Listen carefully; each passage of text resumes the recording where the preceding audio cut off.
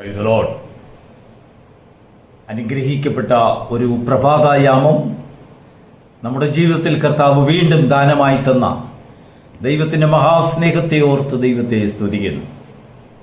Pentecost Messenger YouTube channel കൂടെ പ്രഭാത സന്ദേശം കേൾക്കുന്ന എല്ലാ പ്രിയപ്പെട്ടവരെയും ഇത്തരുണത്തിൽ കർത്താവ് അനുഗ്രഹിക്കുമാറാകട്ടെ.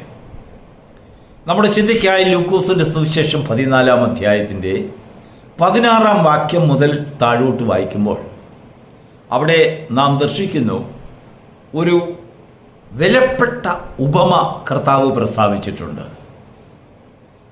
അർത്ഥവത്തായ ജീവിതത്തിൽ ഉൾക്കൊള്ളേണ്ടതായ അടിസ്ഥാനപരമായി നാം മനസ്സിലാക്കേണ്ടതായ അനേക സത്യങ്ങൾ നിറഞ്ഞ ഒരു ഉപമ.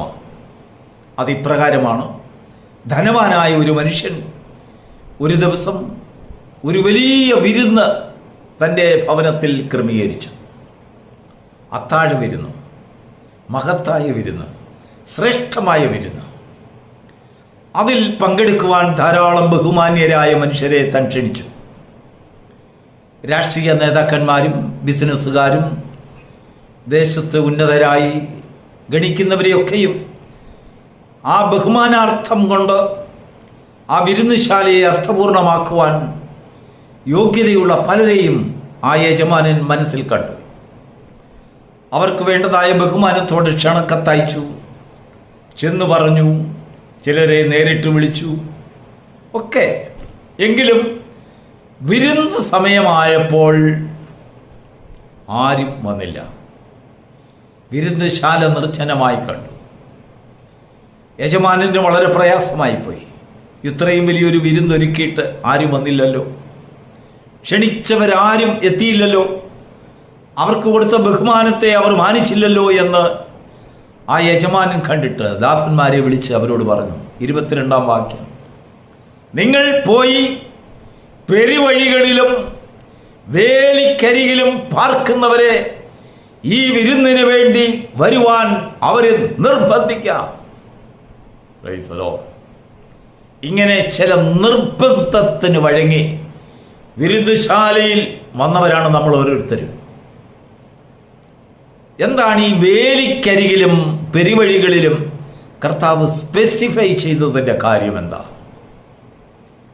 ഇല്ലെങ്കിൽ ജോലി ചെയ്തുകൊണ്ടിരിക്കുന്ന വയലിനെ കുറിച്ച് പറഞ്ഞില്ല, വീട്ടിൽ കിടന്നുറങ്ങുന്നവരെ കുറിച്ച് പറഞ്ഞില്ല, മറ്റു പല പരിപാടികളിലും പങ്കെടുക്കുന്നവരെ കുറിച്ച് പറഞ്ഞില്ല.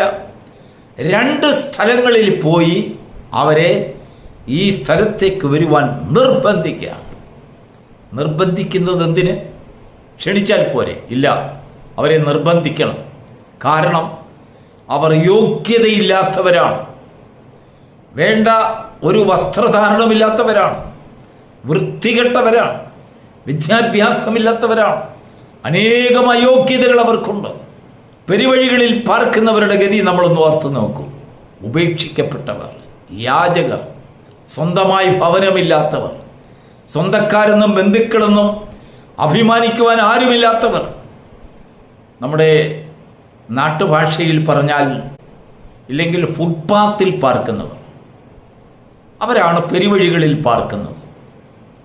അങ്ങനെയുള്ളവർക്ക് ഈ ലോകത്തിൽ അഭിമാനിക്കുവാനൊന്നുമില്ല. മാന്യരോടുകൂടെ ഇരുന്ന് ഒരു നേരം ആഹാരം കഴിക്കുവാൻ അവരുടെ ജീവിതത്തിൽ ഉള്ള ആഗ്രഹം വെറും സ്വപ്നമായി അവശേഷിക്കുന്ന ആ ഒരു വിധിദോഷമുള്ളവർ. എങ്കിലും കർത്താവ് പറയുകയാണ്, നിങ്ങൾ പെരുവഴികളിൽ പോവുക, അവരെ ഈ വിരുന്നുശാലയിലേക്ക് വരുവാൻ നിർബന്ധിക്കുക. അതിനുശേഷം കർത്താവ് പറയുന്ന 2ാമത്തെ വിഭാഗം വേലിക്കരികിൽ പാർക്കുന്നവർ. അതെന്താണ് ഈ വേലിക്കരികിൽ പാർക്കുന്നവർ? ഒരു രാജ്യത്തിൻ്റെ വേലി എന്ന് പറഞ്ഞാൽ അവർ വാതിൽ നിഷേധിക്കപ്പെട്ടവർ, പ്രവേശനം നിഷേധിക്കപ്പെട്ടവർ, ഇല്ലെങ്കിൽ ഒരു പൗരത്വം നിഷേധിക്കപ്പെട്ടവർ.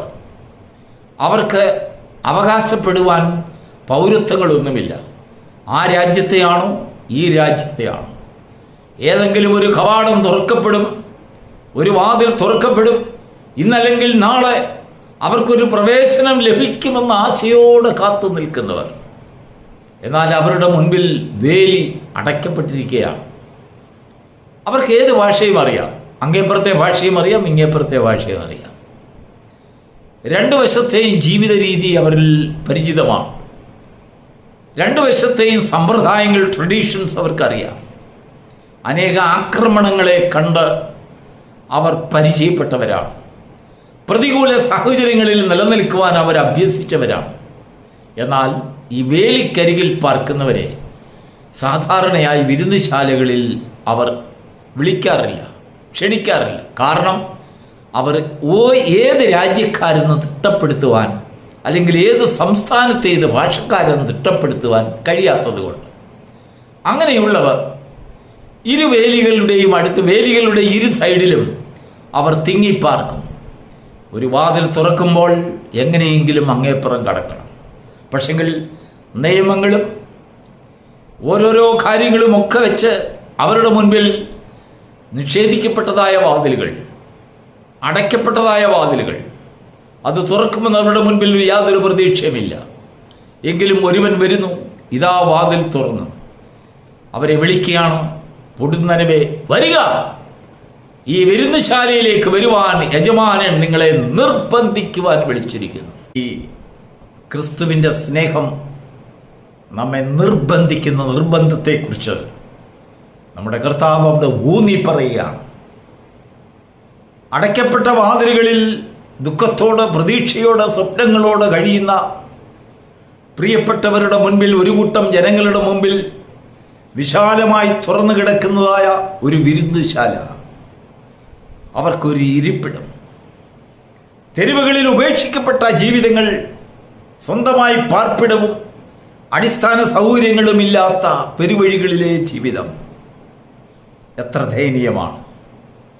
എന്നാൽ ഇങ്ങനെ പെരുവഴികളിൽ ആശ്രിതമില്ലാതെ കഴിയുന്നവരും, ഒരു സൗകര്യങ്ങളുമില്ലാതെ സ്വന്തമായിട്ട് ഒരു പിടി മണ്ണ് പോലും അവരുടെ ജീവിതത്തിൽ അവകാശപ്പെടുവാനില്ലാതെ, ജീവിതത്തിൽ എല്ലാ പ്രതീക്ഷകളും നഷ്ടപ്പെട്ട്, രക്തബന്ധങ്ങളും കയറിച്ചെല്ലുവാൻ ഒരു ബന്ധവീടും സ്വന്തം വീടും ഒന്നുമില്ലാതെ, അവകാശപ്പെടുവാൻ ഒരു മാന്യതയും അവരുടെ ജീവിതത്തിൽ ഇല്ലാതെ, ലോകത്തിൽ തിരസ്കത നേരിടുന്ന ഒരു കൂട്ടം ജനങ്ങൾ. ഈ രണ്ടു കൂട്ടരെയും ഒരു വലിയ സ്നേഹം, ഒരാദരവ്, ഇല്ലെങ്കിൽ ഒരു ക്ഷണക്കത്ത് അവരെ ആദരിക്കുന്ന സംഭവത്തെക്കുറിച്ചാണ് കർത്താവ് പറഞ്ഞത്. ക്രിസ്തുവിലെ സ്നേഹം നിർബന്ധിക്കുന്ന നിർബന്ധമായ സ്നേഹം. നിത്യജീവന്റെ അവകാശികളായി സ്വർഗരാജ്യത്തിൻ്റെ കവാടം അവർക്ക് വേണ്ടിയുള്ള മുമ്പിൽ തുറന്നു വെച്ചുകൊണ്ട് വിളിക്കുകയാണ്. അധ്വാനിക്കുന്നവരെ, ഭാരം ചുമക്കുന്നവരെ, പെരുവഴികളിൽ പാർക്കുന്നവരെ, വേലിക്കരികളിൽ പാർക്കുന്നവരെ, നിങ്ങളുടെ ജീവിതത്തിലെ ഓരോ പ്രതീക്ഷകളും നിങ്ങൾക്കൊരു പക്ഷെങ്കിൽ സ്വപ്നങ്ങളായിരിക്കാം. നിങ്ങളുടെ മുൻപിൽ അടയ്ക്കപ്പെട്ട അനേക വാതിലുകളെക്കുറിച്ച് നിങ്ങൾ പരിതപിക്കുന്നുണ്ടായിരിക്കാം. ഒരിക്കൽ പോലും നിങ്ങളുടെ മുൻപിൽ അത് തുറക്കില്ല എന്ന് നിങ്ങൾ വിശ്വസിച്ചവരായിരിക്കാം. പല തലമുറകൾ അവിടെ കഴിഞ്ഞുപോയി. എങ്കിലും അന്നും ഇന്നും വേലിക്കരികിൽ പാർക്കുന്നവർ, പല ഭാഷകളും നിനക്കറിയാം, പല അറിവുകളും നിനക്കുണ്ടെങ്കിലും, പല പാരമ്പര്യങ്ങളും നിനക്കറിയാമെങ്കിലും, സാഹചര്യങ്ങൾക്കനുസരിച്ച് നീങ്ങുവാനുള്ള ഒരു അഭ്യസനം നിനക്ക് കിട്ടിയിട്ടുണ്ടെങ്കിലും, ഇങ്ങനെ മാന്യമായ ഒരു വിരുദ്ധശാലയിലെ ഒരു പ്രവേശനം നിന്റെ മുൻപിൽ ഒരിക്കൽ പോലും സാധിക്കുമെന്ന് നീ വിചാരിച്ചതല്ല. പക്ഷെങ്കിൽ സർവശക്തനായ ദൈവം തൻ്റെ പുത്രനായ ക്രിസ്തുവിൽ കൂടെ ഇതാ വേലിക്കരികളിലേക്കും പെരുവഴികളിലേക്കും തുറന്നു വെച്ചിരിക്കുന്ന വിരുന്നുശാലയുമായി ഈ പ്രഭാതത്തിൽ നമ്മെ മാടി വിളിക്കുകയാണ്. വിളിക്കുകയല്ല, നിർബന്ധിക്കുക. തൻ്റെ സ്നേഹം നമ്മെ നിർബന്ധിക്കുക.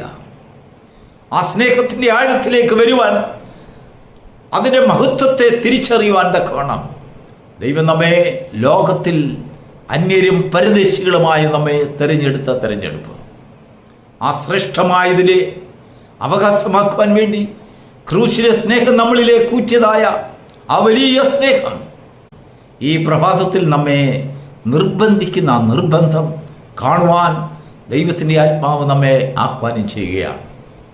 ലോകത്തിൽ നമ്മൾ തിരസ്കരിക്കപ്പെട്ടവരായിരുന്നു, ആർക്കും വേണ്ടാത്തവർ, മാതാപിതാക്കൾ ഉപേക്ഷിച്ചവർ, ബന്ധുക്കൾ ഉപേക്ഷിച്ചവർ, കൂട്ടുകാർ ഉപേക്ഷിച്ചവർ, അംഗഹീനരായിട്ടുള്ളവർ, നടക്കുവാനും ചലിക്കുവാനും ചരിക്കുവാനും നിർവാഹമില്ലാതെ ഒരു നേരത്തെ ഭക്ഷണത്തിന് വേണ്ടി വഴിപോക്കറിൽ നിന്ന് കൈനീട്ടുന്നവർ, ഭിക്ഷയാചിക്കുന്നവർ, രോഗികൾ, കുഷ്ഠരോഗികൾ, കടമുള്ളവർ, ഭാരമുള്ളവർ, ബലഹീനരായവർ, വേണ്ടത്ര വിദ്യാഭ്യാസമില്ലാത്തവർ, അവരെ കർത്താവ് സ്നേഹിക്കുന്നു.